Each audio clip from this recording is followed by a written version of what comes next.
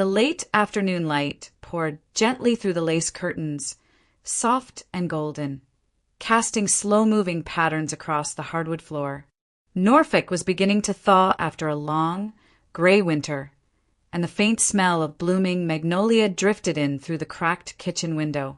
Rachel Bennett stood at the counter, chopping vegetables for dinner, humming an old jazz tune under her breath. Friday evenings were usually her favorite, quiet, predictable, the kind of domestic rhythm she'd once prayed for.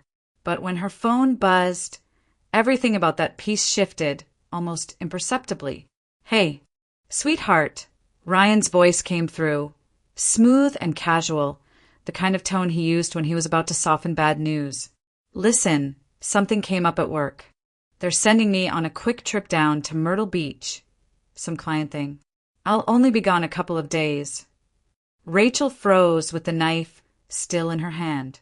She glanced toward the dining table, already set for 2 candles, plates, and a bottle of wine breathing quietly beside the glasses. "Oh," she said softly, trying to sound understanding. "That's sudden. You didn't mention anything about a trip earlier."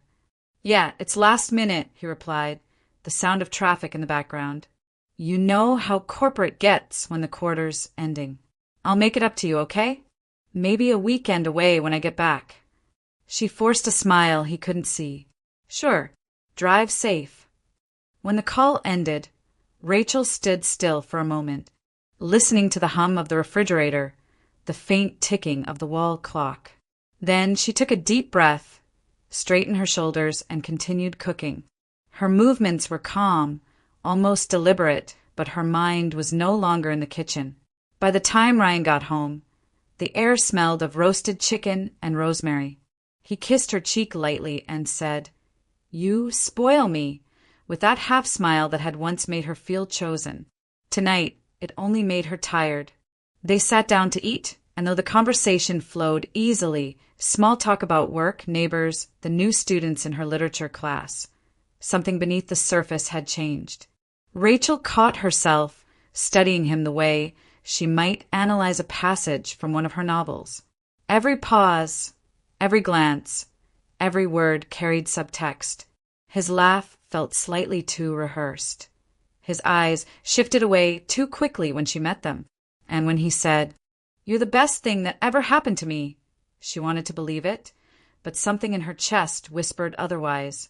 After dinner, Ryan opened a bottle of red wine and put on music, Frank Sinatra, their usual Friday night soundtrack.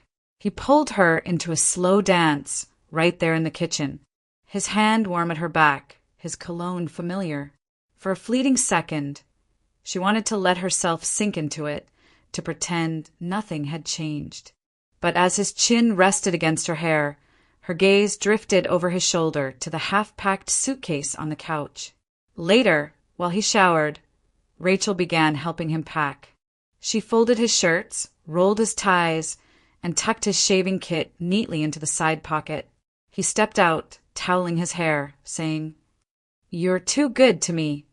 She smiled faintly and replied, "Someone has to make sure you don't forget your socks." He laughed and turned away to grab something from the closet. That's when the briefcase fell open. A thin folder and a few receipts slid out onto the carpet, followed by 2 plane tickets. Rachel bent to gather them automatically until her eyes caught the print. Myrtle Beach. Saturday morning. 2 passengers. For a moment, everything went still. The air left the room. Her hands trembled as she turned the tickets over, reading the names again and again, Ryan Bennett, and the second field was blank, unprinted, waiting. A companion ticket. Her heart pounded, so hard she could feel it in her throat. "Everything okay?" Ryan's voice called from the bathroom. Rachel slipped the tickets back inside the briefcase and snapped it shut, her breath shaky but controlled. "Yes," she said evenly, her voice somehow steady. "Just making sure you didn't forget anything." He emerged, dressed now, smiling as if nothing in the world were wrong. He zipped up the bag, kissed her forehead, and said, "I'll call you when I land, okay?" She nodded, forcing a small smile. "Of course." when he left. She stood by the window, watching the taillights disappear into the misty Virginia dusk. The street was quiet except for the chirping of early crickets and the faint rumble of a distant train. She crossed her arms over her chest, feeling the slow rise of dread crawl up her spine. Her mind tried to find excuses, colleagues, business partners, some administrative mix-up. But her intuition, sharp and persistent, whispered the truth she didn't want to name. Something was wrong. And this time, it wouldn't be something she could ignore. That night, sleep was impossible. Rachel lay in bed, staring at the ceiling while the clock ticked toward midnight. Each sound, the creak of the old house, the hum of the refrigerator, felt too loud in the silence Ryan left behind.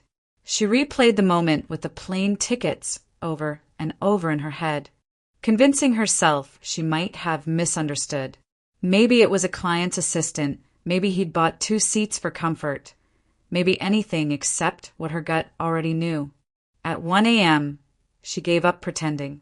She slipped out of bed and padded barefoot to Ryan's office. The air smelled faintly of his cologne and printer ink. She turned on the desk lamp, its soft yellow light spilling across the papers. His laptop was gone, but his phone bill lay under a stack of invoices. She didn't consider it snooping, she called it surviving. Scrolling through the recent statements, one line caught her eye, a hotel reservation confirmation from Ocean View Resort, Myrtle Beach. The entry showed 2 guests. 2. Her breath caught in her throat. She stared at the words until they blurred, the reality of it pressing down like a weight she could no longer deny. Rachel sank into the leather chair, her hands gripping the armrests. Her entire world, the classes she taught, the dinners she planned, the laughter she had tried to keep alive, felt suddenly hollow. How long had it been like this?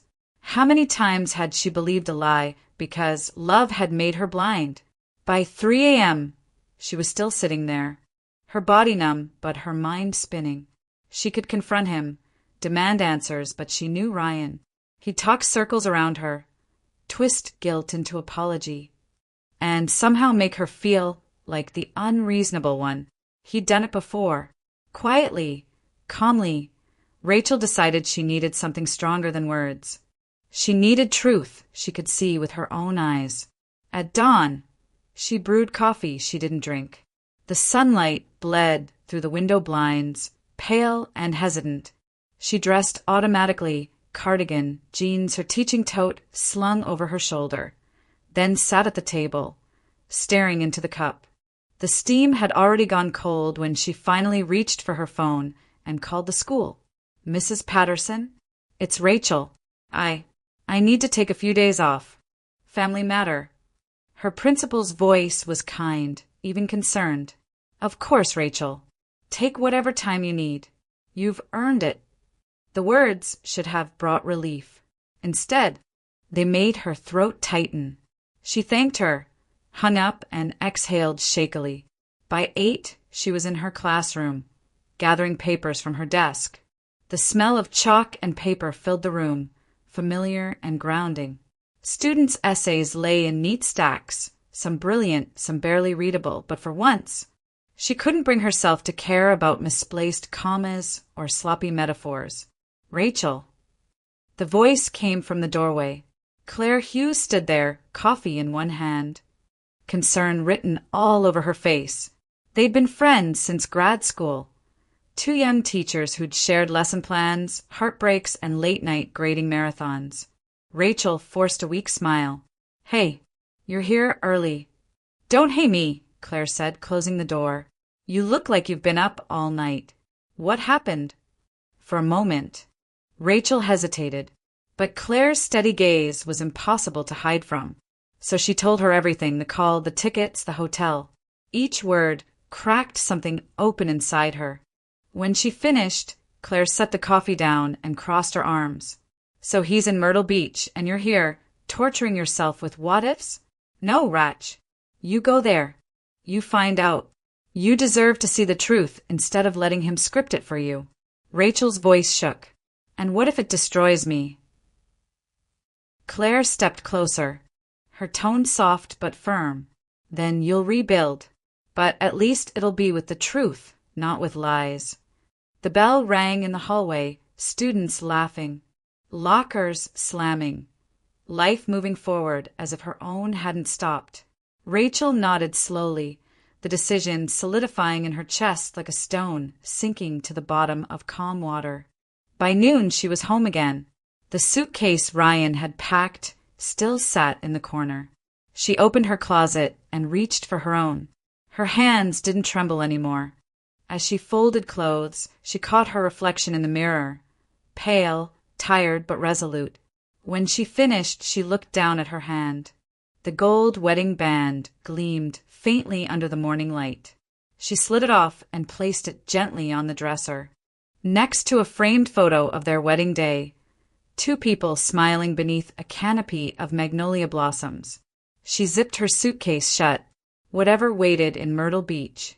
It would no longer be hidden behind pretty words or practiced smiles. The air at Norfolk International Airport smelled faintly of brewed coffee and jet fuel, that sterile mixture of anticipation and exhaustion that hung over every terminal. Rachel moved through security like someone underwater, her mind distant, her body on autopilot. She'd bought the ticket only hours earlier, telling herself she just needed to clear her head. But every step closer to the gate made that lie harder to believe. She sat by the window, clutching her boarding pass, watching planes lift off into the hazy Virginia sky. The announcement for her flight came over the speaker, a calm female voice that made it sound like something ordinary. Nothing about this felt ordinary. She boarded last, sliding quietly into her assigned seat halfway down the aisle. A man occupied the window seat beside her, mid-40s, neatly dressed in a gray jacket, dark hair threaded with early silver. He was reading through a folder of papers with a red legal tab sticking out. When Rachel sat down, he looked up briefly, offered a polite smile, and said, "Afternoon." She nodded, fastening her seatbelt. "Afternoon." For the first 15 minutes, they sat in silence as the plane taxied and then climbed through a blanket of white clouds. Rachel closed her eyes and tried to steady her breathing. The seatbelt sign chimed off. She reached for the magazine in front of her, pretending to read, but the words blurred together. "Rough day?" the man beside her asked quietly. His voice was calm, low, the kind that could steady an entire room. She hesitated, unsure if she wanted to talk, then said, "You could say that." He closed his folder and set it on the tray table. "Business or personal trip?" Rachel's lips curved into a polite, practiced smile. "Visiting friends." "You?"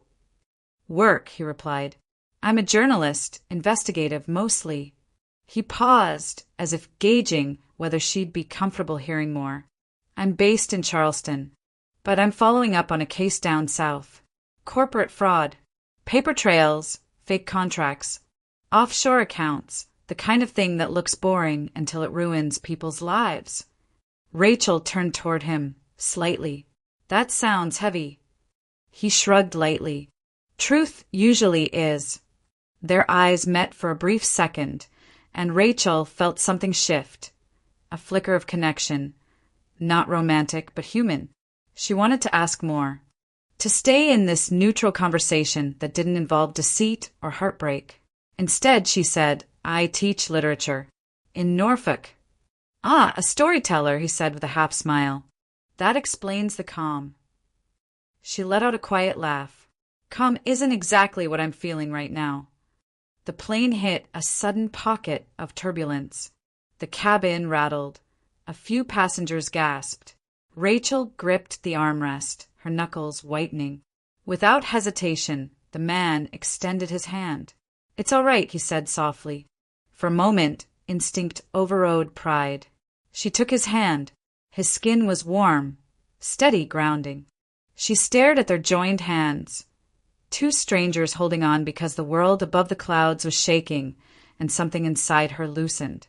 When the plane steadied again, she released his hand quickly, embarrassed. Sorry, she murmured. He shook his head. No need. Happens to everyone. They both laughed quietly, and the tension between them melted into something lighter. For the rest of the flight, they spoke in small fragments. He told her his name was Andrew Carter, that he'd been a journalist for almost 20 years, chasing truth even when it made enemies. She told him about her students, her love for poetry, how teaching sometimes felt like breathing life into forgotten voices. She didn't mention Ryan, or the real reason she was on this plane. Some truths were too raw to say aloud. As they began their descent, the sunlight broke through the clouds, painting the cabin in gold. Below them, Myrtle Beach stretched out like a postcard, blue water, long piers, and distant rooftops glinting in the light. Andrew closed his folder and tucked it into his briefcase. Looks like a good place to start over, he said half to himself. Rachel glanced out the window, her chest tightening. Maybe. When the plane landed and the seatbelt sign chimed off, she stood to collect her bag. Andrew reached into his jacket pocket and handed her a simple, white business card. Andrew Carter, Investigative Journalism, Charleston Gazette. In case you ever need help, he said, his tone gentle, almost knowing. Rachel took it, her fingers brushing his. Thank you. He smiled, a small, kind smile, and stepped aside to let her pass. As she walked through the terminal, blending into the stream of travelers, she slipped the card into her purse without a second thought. But something about his words lingered, echoing in the back of her mind. In case you ever need help. She didn't know it yet, but before this trip ended, she would. The warm salt air hit her the moment she stepped out of the cab, carrying with it the distant rhythm of waves breaking against the shore. Myrtle Beach was everything Norfolk wasn't, louder, brighter, soaked in sunlight and laughter. The Ocean View Hotel gleamed ahead, its white facade reflecting the late afternoon sun. Couples in linen clothes wheeled suitcases across the marble entrance. Children ran past, dragging inflatable dolphins. Rachel hesitated for a moment on the curb, clutching her purse so tightly her knuckles blanched. Inside, the lobby smelled of coconut lotion and freshly polished floors. Behind the reception desk stood a young man with a practiced smile, the kind of hospitality that came from repetition. Rachel slid her driver's license and credit card across the counter, trying to steady her voice. Reservation for Bennett. Rachel Bennett. He typed quickly, then said, Of course, Mrs. Bennett. You'll be on the 3rd floor, room 318. He smiled politely and handed her a key card. Her throat went dry. Sorry, could you check something for me? My husband, Ryan Bennett. He might have arrived earlier today. I just want to make sure he checked in safely. The clerk nodded, clicking through the system. Yes, ma'am. Mr. Bennett, room 222. The number hit like a blow to the chest. She forced a small, grateful smile, thanked him, and turned away before her expression could betray her.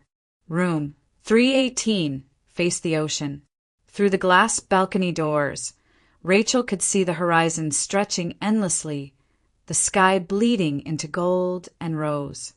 She dropped her suitcase onto the bed and sank into the armchair, her heart pounding so violently it felt visible beneath her ribs. Every part of her screamed to storm down to room 222 and demand answers. But her rational mind, sharp, deliberate, whispered no. Not yet. She waited. Hours passed. She sat in the lobby with a magazine she never opened, watching the elevator doors, the revolving entrance, the blur of strangers coming and going. The clock behind the reception desk ticked past 5, then 6, then 7. Her coffee grew cold. Her palms stayed clammy. Then she saw him. Ryan walked through the glass doors, sunlight outlining his familiar silhouette. But he wasn't alone. A woman walked beside him, tall, slender, her dark hair tumbling down her shoulders in soft waves. She wore a white sundress that swayed with each confident step, and when she laughed, she leaned into Ryan's shoulder like it was the most natural thing in the world. His hand rested at the small of her back, his expression easy, boyish, the same smile he once reserved for Rachel. The sight stole her breath. She couldn't move, couldn't even blink. The magazine slipped from her hands, landing soundlessly on the carpet. It was one thing to suspect, another to see. Lauren Collins. The name would mean nothing to her yet, but it would soon change everything. Rachel rose from her chair slowly, as if moving too fast might shatter what little remained of her composure. She turned toward the elevators and forced herself to walk calmly to her room. Once inside, she locked the door, pressed her back against it, and slid down to the floor. The tears came without sound, hot, relentless. She pressed her palms against her face, trying to catch her breath, but the sobs kept breaking through. She thought of their wedding, of the vows whispered under magnolia trees, of every night she'd believed he was hers alone. When she finally managed to speak, it wasn't to him. It was to the only person she trusted. She grabbed her phone and called Claire. "Rachel? What's wrong?" Her voice cracked. "It's true." For a few seconds, there was only silence on the other end. Then Claire's soft, furious whisper, "That bastard. You need to leave, Rachel. Pack your things and come home." Rachel wiped her eyes, her breathing uneven. "Not yet." "Not yet? Ratch. What more proof do you need?" "I need to know everything," she said quietly. "Every lie. Every detail. I don't want to run this time. I want to see it." Claire sighed, defeated but understanding. "Then promise me you'll be careful." "I will." She hung up and sat there for a while, the phone heavy in her hand. The sun had set, leaving behind only the muted hum of the ocean and the faint echo of laughter from the boardwalk. Rachel stepped out onto the balcony. The sea breeze caught her hair, cool and sharp against her tear-streaked cheeks. Below, the beach stretched empty under the night sky, waves rolling in like breaths against the sand. She kicked off her shoes and walked down barefoot, the cold sand grounding her. Under the moonlight, she stared at the horizon, the endless, indifferent ocean that had swallowed countless secrets before hers. The tide came in and brushed against her toes. Somewhere in that sound, she heard the last thread of her marriage snap. No words, no confrontation, just the hollow, private silence of something that had finally died. Morning arrived, quietly, though the ocean outside Rachel's window still roared as if mocking the calm. She hadn't slept much, only dozed in short bursts between waves of disbelief and anger. The image of Ryan's hand resting on that woman's back replayed endlessly in her mind. Each time, her chest tightened like she was being pulled under. She showered, dressed, and left the hotel without a plan. The boardwalk stretched before her, sun-washed and already alive with the sound of seagulls and the smell of coffee and sea salt. She followed the rhythm of footsteps and laughter until she found a small cafe tucked between souvenir shops. Its windows were fogged from the morning rush, and the words Harbor Cafe were hand-painted in fading blue letters. She stepped inside, mostly to escape her thoughts. The place was warm and smelled of espresso and sugar, and that's when she saw him, Andrew Carter, sitting near the window, typing something on his laptop. He noticed her almost immediately. "Mrs. Bennet," he said, surprised but smiling, standing slightly. "Or can I call you Rachel?" She blinked, caught off guard. "Andrew, what are the odds?" "Small world," he said, gesturing to the empty seat across from him. "Please join me? You look like you could use a cup of coffee." Normally she would have declined, but something about his steady presence felt like the first real breath she'd taken since yesterday. She nodded and sat down. He signaled the waitress. "2 coffees, please. Black for me. And for you." "Just the same," she said, forcing a smile. Her hands wrapped around the mug when it came, soaking in its warmth. "You don't look like someone on vacation," Andrew said gently, his tone observational, not prying. Rachel laughed quietly, the sound brittle. That obvious. Let's just say, journalists notice things. She hesitated, then sighed. I came here because I thought my husband was on a business trip. Turns out he's not. Andrew leaned back, slightly, eyes soft but intent. I see. He's here, she continued, her voice tightening, with another woman. He didn't interrupt. He didn't reach for empty comfort. He simply listened. And that was enough for her to keep talking. She told him about the phone bill, the tickets, the hotel lobby. By the time she finished, her throat ached and her coffee had gone cold. When she finally looked up, Andrew was quiet for a long moment. Then he said, You said his name was Ryan Bennett? Yes. He opened his laptop again, scrolling through a few documents, his brows furrowed slightly. That's strange. What is? I'm investigating a logistics company tied to a fraud case. Shell firms, fake invoices, stolen assets, the usual mess. The company's name is Collins Freight Solutions. It's owned by a woman named Lauren Collins. Rachel froze. The name sliced through her like a blade. Lauren Collins. Yes. Why? She swallowed hard, the color draining from her face. That's her, the woman I saw with him. I heard the clerk say her name last night when they checked in. Lauren Collins. Andrew sat up straight, his calm demeanor shifting to focused alertness. You're certain? Positive. He exhaled slowly, leaning back in his chair. Well, that changes things. Rachel's pulse quickened. You mean he's involved? Possibly, Andrew said carefully. If your husband's with her, it's not just an affair, it's a partnership. And not the kind they put in wedding vows. She pressed a hand to her forehead, the cafe spinning for a moment. So he's lying to me and breaking the law.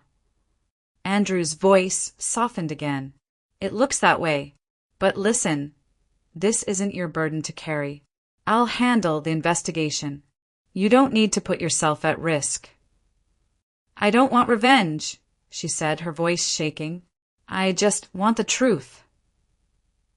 Then you'll have it, he said firmly. But Rachel, you need to promise me you'll be careful. People who hide money don't like it when someone finds it. She managed a faint smile. You sound like someone who's learned that the hard way. He chuckled under his breath, more than once. They sat in silence for a while, the sounds of the cafe filling the space between them, cups clinking, the hiss of the espresso machine, waves crashing faintly in the distance. When they finally stood to leave, Andrew handed her his card again, though she still had it tucked inside her purse. If anything happens, anything at all, you call me. I will, she said. Outside, the sun had climbed higher, and the boardwalk shimmered in the light. Rachel walked toward the beach, her mind a storm of disbelief and fury. The truth was worse than she had feared, but somehow clearer. Her husband hadn't just betrayed her heart. He had built his lies on stolen ground. The next 2 days passed in a strange rhythm, half surreal, half electric. Rachel hadn't planned on being part of anything like this. Tailing her husband, taking photos, whispering strategy with a journalist in a parked car. Yet there she was, sitting beside Andrew Carter in a borrowed sedan on a humid South Carolina afternoon, staring at the entrance of a waterfront restaurant where Ryan and Lauren had just gone inside. Andrew's camera rested between them, a small black device that looked harmless but could destroy lives when used right.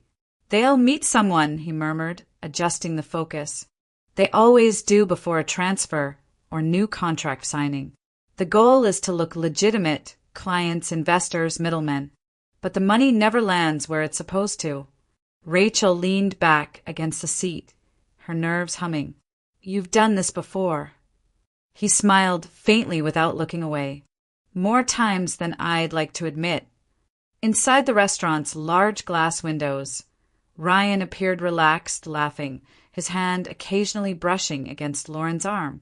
Rachel's stomach turned at how effortless his charm still looked, how well practiced. She'd once loved that smile. Now it looked like a weapon. A moment later, two men approached their table. Both wore press suits and that sheen of false confidence that came with people who lived off deception. Andrew lifted the camera and clicked once, twice, then again when Ryan passed an envelope across the table. "There," Andrew whispered. "That's not dinner conversation." Rachel stared, her pulse quickening. "Who are they?" "One's a contractor from Savannah, fake on paper. The other's listed as a logistics consultant, but his company doesn't even exist. They move money through offshore shells, bill clients for phantom shipments, and disappear before the paperwork catches up." Her hands curled into fists. "And Ryan's part of it." "More than part of it," Andrew said quietly. "He's their link to new investors. The clean face. The good husband with a respectable job." Rachel let out a shaky breath and turned her gaze back to the restaurant. Ryan was still smiling, still pretending to be the man she'd fallen in love with. But now she saw the hollowness behind it, the greed, the ease with which he lived a double life. When they finally left the restaurant, Andrew started the car. They followed at a safe distance as Ryan and Lauren drove back toward the hotel. The sun had begun to set, spilling a copper glow over the streets, the kind of light that made everything look beautiful, even betrayal. In the hotel parking lot, Ryan opened the car door for Lauren, kissed her hand, and laughed at something she said. Rachel's chest tightened, but she didn't look away this time. She raised her phone and took a picture. The sound of the shutter was soft, but it echoed through her like a verdict. When Ryan and Lauren disappeared inside, Andrew turned to her. "You didn't have to do that." "I did," she said simply. "I need to see it with my own eyes. I need proof, not just for you or the police, but for me. So I'll stop asking myself what I did wrong." For the first time, Andrew didn't argue. He just nodded, as if he understood exactly what it meant to need closure in tangible form. Later that night, they sat on the beach with paper cups of coffee gone cold. The boardwalk lights shimmered behind them, but here on the sand it was quiet except for the tide and the wind. Rachel drew her knees to her chest. "You know, I thought I'd feel better after seeing it all, but I just feel empty." Andrew's gaze stayed on the horizon. Emptiness is what comes after denial. It means you've stopped lying to yourself. It's where justice begins. She looked at him, skeptical but curious. "Justice? For him? Or for me?" "For both," he said. "Justice isn't always about punishment. Sometimes it's about clarity, about naming things for what they are. Lies, greed, betrayal, and truth, no matter how small, is where it all starts." The ocean wind tugged at her hair, cold and sharp, but for the first time in days, her breathing steadied. She watched the moonlight ripple across the water and whispered, almost to herself, "He's not just a cheater. He's a criminal." Andrew glanced at her, a faint smile touching his lips. "That's the first step, saying it out loud." Rachel closed her eyes, letting the salt air sting her face. The grief hadn't disappeared. It simply changed shape, shifting into something quieter, stronger. For the first time since the briefcase, she didn't feel powerless. Beside her, Andrew sipped his coffee and said softly, "Truth has its own kind of gravity. It pulls everything toward it eventually, even people like him." And under the silver light of the Carolina moon, Rachel began to believe he was right. 3 weeks later, the name Ryan Bennett was no longer just a husband's name. It was a headline. Rachel saw it first over breakfast. She had been grading papers in her kitchen when the news alert lit up her phone screen. "Charleston journalist exposes corporate fraud ring tied to Virginia financial consultant." Beneath it, a familiar photo, Ryan smiling in his company headshot, standing beside Lauren Collins, CEO of Collins Freight Solutions. Her coffee went cold in her hand. The article was written by Andrew Carter. His words were precise, calm, devastating. He laid out the scheme in perfect order. Shell companies, forged invoices, falsified shipping documents, laundered funds through offshore accounts, all linked to Ryan and Lauren's logistics firm. There was no embellishment, no sensationalism, just evidence. Cold, thorough, irrefutable. By noon, federal agents had arrived at Ryan's office in Norfolk. Within 24 hours, he and Lauren were in custody, charged with conspiracy to commit wire fraud and embezzlement. Rachel didn't cry. She didn't call anyone. She simply sat at her kitchen table, reading Andrew's article again and again, until the words blurred into a strange kind of closure. When the preliminary hearing was announced in Richmond, she went. She didn't tell Claire. She didn't tell Andrew. She just drove herself, steady and silent, to the courthouse where her marriage would officially end. Not by divorce papers, but by judgment. The courtroom was cold, the air heavy with whispers from reporters and the rustle of paperwork. Rachel sat quietly in the second row, wearing a simple navy dress, the same color she had worn to Ryan's company banquet 2 years earlier, when he'd introduced her to clients as the love of my life. The irony wasn't lost on her. When the doors opened and Ryan was led in wearing a county-issued suit, the room fell silent. He looked thinner, unshaven, but still carried that same old arrogance, the confidence of a man who thought charm could bend the world to his will. When his eyes finally found hers, he stopped mid-step. For a long second, neither moved. Then Rachel blinked once and turned her gaze to the floor. She didn't look at him again. The judge read through the charges, the evidence, and the guilty plea his lawyer had negotiated. Lauren sat beside him, composed but pale, her designer calm, cracking only when the sentence was spoken. 2 years in state prison for each. Ryan's jaw tightened. He tried to speak to the judge, to the lawyers, to Rachel, but the bailiff motioned him forward. He turned once more in her direction, perhaps expecting tears or forgiveness or even anger. But all he met was the steady, indifferent face of the woman he had destroyed and who had survived him. When the hearing ended, Rachel waited until the room emptied. She walked out through the courthouse steps into the pale, winter sunlight. The noise of reporters echoed nearby, microphones, cameras, questions, but she didn't stop. At the corner, a homeless man sat by the curb, holding a paper cup. His face was weathered, eyes tired but kind. Rachel paused, reaching for something, anything to give him. But then her fingers brushed the cool metal of her wedding band. She slipped it off. The gold glinted once in the sunlight before falling into the cup with a soft clink. The man blinked up at her, surprised. "Ma'am, are you sure?" Rachel's voice was steady. "That's all he's worth now."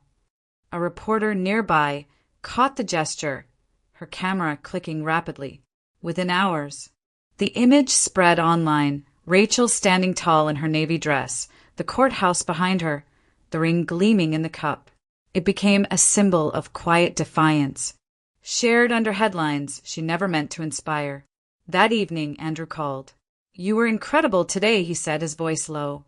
"I didn't do anything," she replied. "You did everything," he said. "You showed what strength looks like when it stops explaining itself." 2 days later, Andrew's follow-up piece appeared in print, "The Woman Who Chose Dignity." It wasn't about scandal or betrayal, it was about resilience, about the quiet grace of a woman who'd faced humiliation, and instead of collapsing, had simply let go. Rachel read it once, then folded the paper carefully and placed it in a drawer. She didn't need to keep it as proof.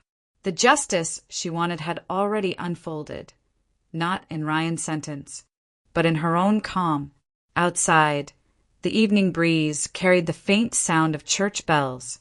Rachel stood by the window, watching the streetlights flicker on, and thought not of the man who'd been taken away, but of the life that had finally come back to her. The days that followed felt strangely ordinary. Like life had quietly resumed while Rachel was still catching up to it.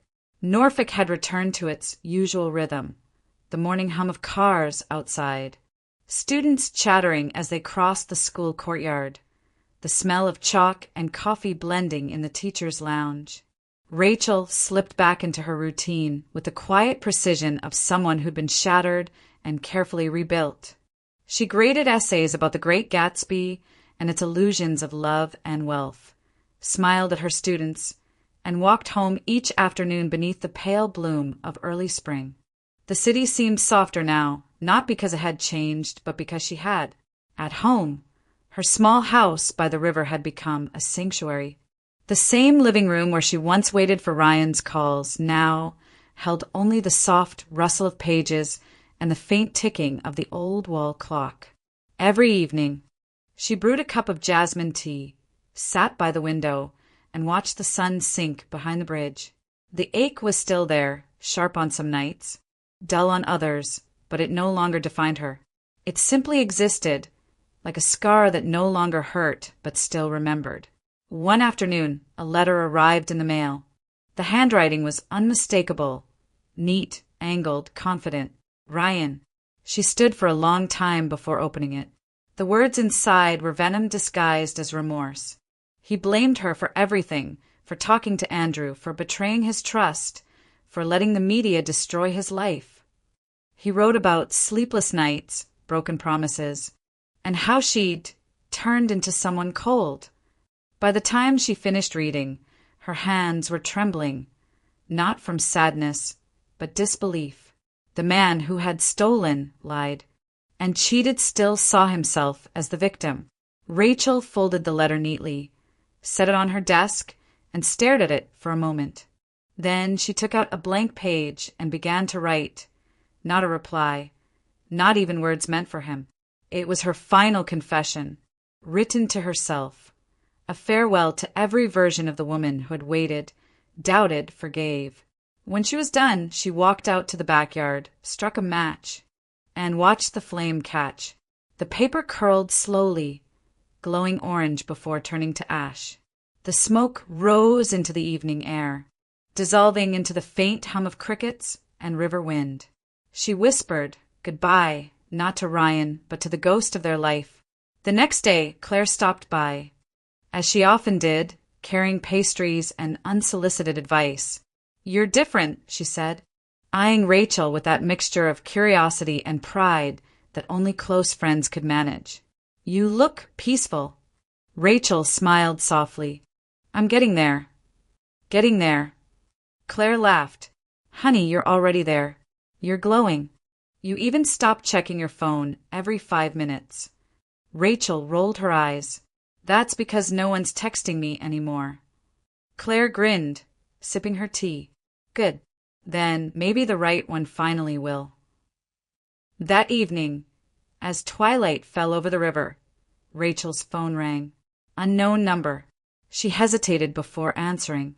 Rachel Bennett. The voice was warm, familiar. She felt her breath catch. "Andrew." "Guilty," he said lightly. "I'm back in town. Thought I'd see if you'd let me buy you dinner. Not for work, not for a story. Just dinner." For a second, she said nothing. The sound of his voice brought back flashes. The wind on the beach, the quiet understanding between them, the way truth had felt safe in his presence. "Dinner," she repeated softly, her lips curving into something genuine. "That sounds nice. Tomorrow, 7? 7's perfect." When she hung up, she realized she was smiling, the kind of smile that came from somewhere deep, somewhere healed. Outside, the first stars appeared above the river. Rachel stood by the window, her reflection framed in the glass. For the first time in a long while, the silence around her didn't feel empty. It felt like possibility. Months later, the world looked different to Rachel. Not because it had changed, but because she finally had the strength to see it clearly. By the time spring reached the Carolina coast, she found herself driving south to Charleston, her small suitcase in the back seat, the ocean air drifting in through the open window. and Drew had invited her to visit for weeks. No deadlines, he had said over the phone, his voice half teasing. Just fresh air, good food, and maybe some peace. It had taken her time to say yes, not because she doubted him, but because she was learning to trust the idea of happiness again. His home sat near the edge of the marshlands, a white two-story cottage with blue shutters and jasmine vines climbing the porch railings. The air was warm, scented with salt and gardenia. As she stepped from the car, he appeared at the door, smiling in that easy, grounded way that had first calmed her on the plane months ago. "Welcome to Charleston, Mrs. Literature Teacher," he said, holding out a bouquet of white roses. She blinked, surprised. "You remembered." He tilted his head. "How could I forget? You told me once you used to keep them on your windowsill, back when you were still waiting for someone who didn't deserve you." Rachel laughed softly, her throat tightening with emotion. "And now?" "Now," he said, "you get to keep them because they're yours, not because you're waiting." Inside, the house was filled with light and the faint scent of coffee and paper. Stacks of notebooks, newspaper drafts, and old photographs lined the wooden desk by the window. He'd been working on something new. She could tell from the restless energy in the air. "You're writing again," she said, running a finger along a stack of pages. He nodded. "A book this time. Not about fraud or crime. About truth and what comes after. About people who lose everything and still find a way to start again." He glanced at her, his expression softening. "You inspired it, actually." She smiled, trying to hide how deeply those words reached her. "Then I hope you end it well." He chuckled. "Oh, I plan to." The next few days unfolded gently. Morning walks by the pier, late lunches at small cafes, quiet evenings on the porch listening to cicadas hum. There was no rush, no expectation, no performance. Sometimes they talked for hours. Other times they just sat in silence, letting the world breathe around them. Rachel realized that the peace she felt with Andrew wasn't born of passion or escape. It was something steadier, truer. He didn't try to fix her pain. He simply gave it room to heal. One evening, as the sun dipped low over the water, painting the marsh in gold, Andrew poured 2 glasses of wine and joined her outside. "You ever think about what comes next?" he asked. She smiled faintly. "All the time. But for once, it doesn't scare me." He studied her for a long moment, then set his glass down. "Good, because I've been thinking about that too." A year later, beneath the same magnolia trees near the waterfront, he knelt and asked her to marry him. The world seemed to pause, the wind holding its breath, the petals drifting like snow. Rachel said yes without hesitation, her voice trembling with joy and disbelief. Their wedding was small, just a handful of friends, sunlight filtering through the branches, a soft piano playing somewhere nearby. Claire cried, of course. Andrew looked at her as if he'd waited his whole life to do so. As they danced under the magnolias, Rachel rested her head against his shoulder and felt, for the first time, a love that didn't demand proof or apology. It wasn't the kind of love that tried to erase the past. It honored it, learned from it, and grew beyond it. And in that golden hour, with laughter and music floating on the breeze, Rachel understood something simple and profound. Love, when true, isn't born from illusion. It's born from resilience. Charleston was bathed in the soft warmth of early spring again, the tender time when everything seemed to hum with quiet renewal. The magnolias had begun to bloom, their ivory petals drifting across the sidewalks like snow that didn't melt. Rachel had grown to love this rhythm, the sound of waves beyond the marshes, the echo of church bells, the way the morning sunlight painted their kitchen walls gold. But lately she had been tired. Not the kind of fatigue that coffee could fix, but something deeper, gentler, almost unfamiliar. She'd catch herself pausing mid-lesson, one hand pressed to her stomach as if her body were whispering something her mind hadn't caught up to yet. "Maybe it's just stress," she told Andrew one morning, brushing off his concern. End of semester. Too many papers. He raised an eyebrow, amused. You? Stressed? The woman who survived federal courtrooms and headlines. She laughed, but her fingers trembled slightly as she poured tea. It's probably nothing. Still, he insisted she see a doctor, just to be sure. The clinic sat near the harbor, painted in soft shades of sea green, the kind of place where even bad news might sound gentle.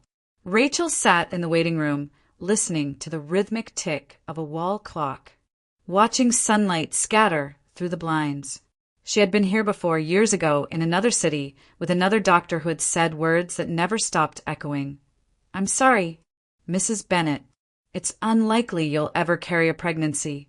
The memory clung to her like a shadow as she sat there, waiting. When the nurse called her name, her pulse quickened.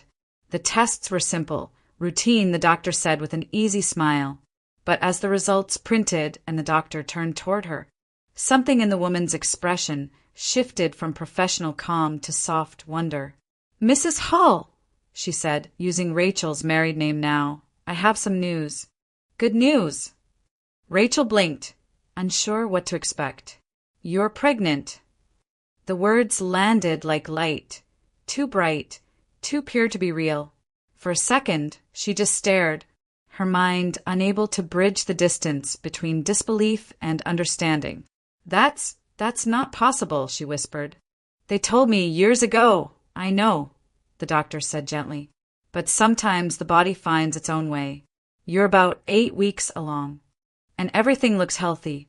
Rachel pressed a trembling hand to her mouth, tears spilling before she could stop them.